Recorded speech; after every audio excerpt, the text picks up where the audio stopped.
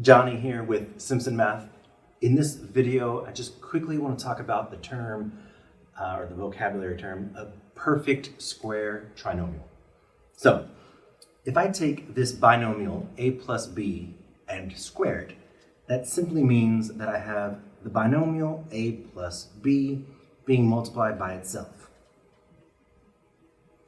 Then I want to multiply this out or expand it so I can do some distribution.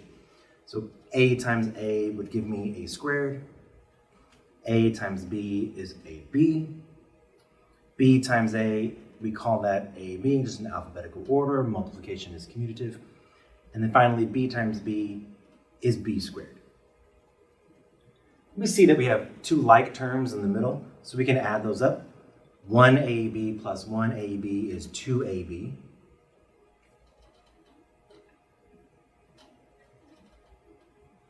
And we call this trinomial a perfect square trinomial because it comes from that same binomial being multiplied by itself. If we put a minus sign in there, I think something similar happens. Again, I'm just going to rewrite it. If I have a base being squared, that simply means that I have that base times itself. Similarly, I need to do some distribution here. I have a squared minus ab minus ab, and then I have that plus b squared again. But like last time, I have similar terms. I can subtract these two or add those two negatives together. Negative 1ab and a negative 1ab is negative 2ab. And then I have that positive b squared. We call this a perfect square trinomial. It's trinomial because there's three terms. And then it's a perfect square trinomial because it's something squared, something times itself. Now, we can kind of do that in reverse. So I want to, hopefully by the end of this little video, talk about being able to identify or see these perfect square trinomials. So if we're just given one,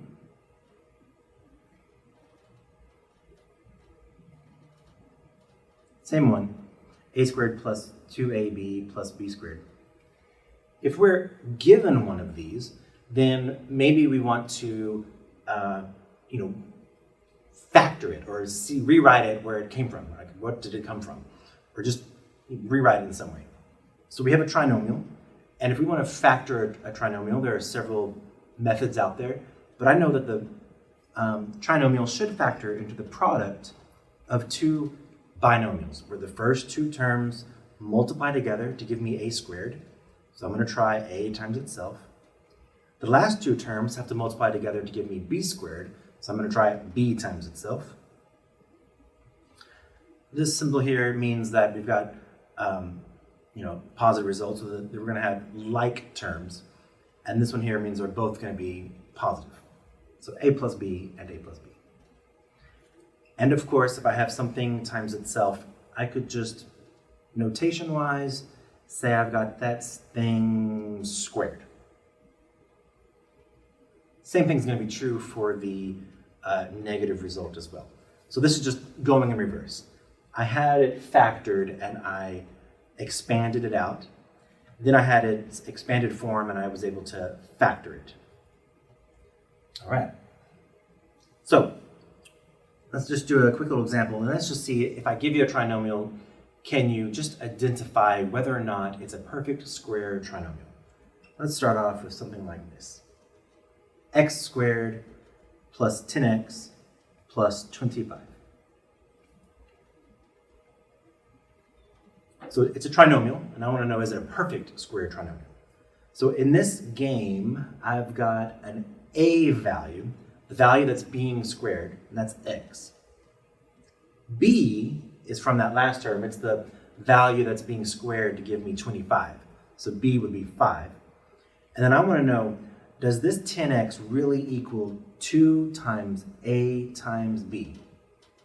That middle term is 2ab, twice a times b. So if I take x times 5, 5x, and then double it, yes, that gives me 10x. We call this a perfect square trinomial. meaning I can very quickly factor it. I don't have to go through this process again. Because it's a perfect square trinomial, I know it's going to be x plus 5. That's that a plus b quantity squared, or that value squared.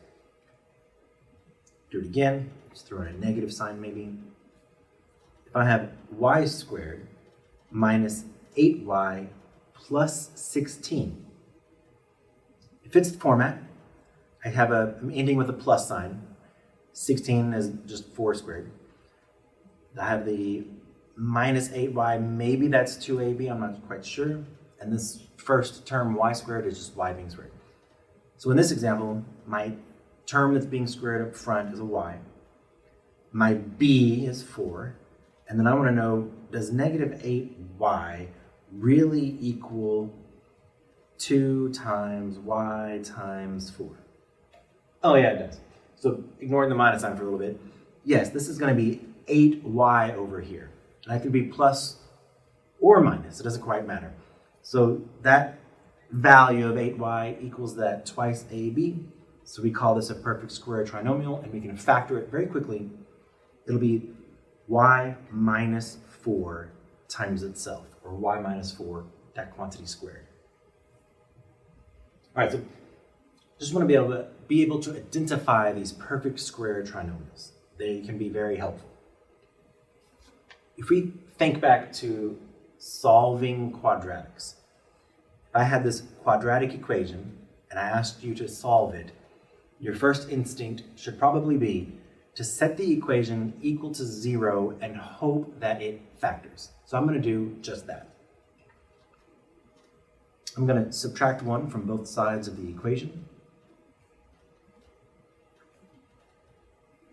Now that it's equal to 0, I'm going to try and factor the left-hand side. It's a trinomial. It should factor into the product of two binomials, where the first two terms have to multiply together and give me x squared.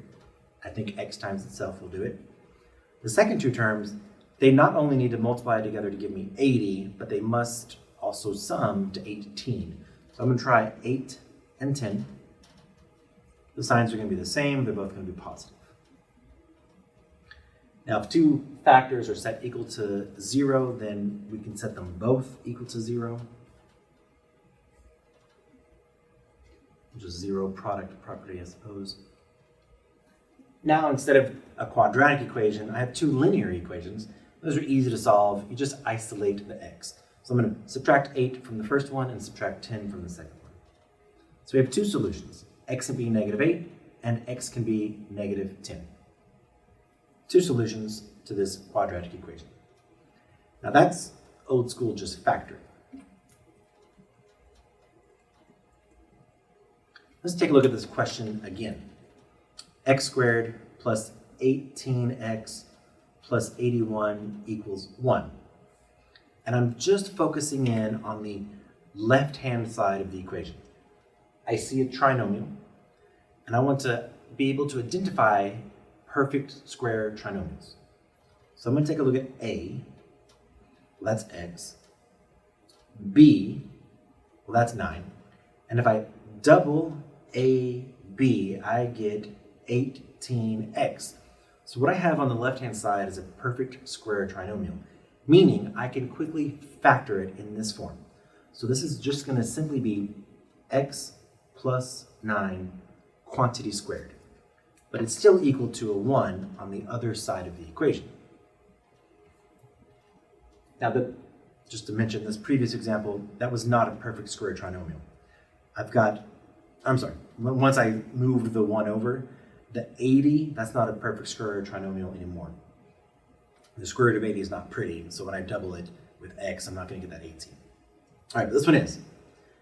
Now, after I've completed the square, I think solving will be very quick. I want the square to go away, so I'm going to square root both sides of the equation. On the left, that's going to give me x plus 9. On the right, I do need to remember that I'm going to get a positive result and a negative result. So the square root of 1 is 1, but I've got a positive and a negative 1. Because negative 1 times negative 1 is still that positive 1. All right, Now I have this linear equation, but a plus and a minus. So I'm going to break that up into two linear equations. X plus 9 could equal positive 1, and x plus 9 could equal negative 1. Solving for both, subtracting 9 from both, I get x is equal to negative 8, and x is equal to negative 10, those same two results. So this, being able to identify perfect square trinomials to factor them, it's just a really great skill, and we're going to be using that in the upcoming videos when we get to these conics. So I just wanted to do a quick little video over that term, a perfect square trinomial. And it's simply this: if you've got a trinomial where you have something being squared on the front and the bottom and the back, and that middle term is twice their product, then plus or minus, that's a perfect square trinomial, and we're able to factor it very quickly. All right, hope that helps. See you in the next video.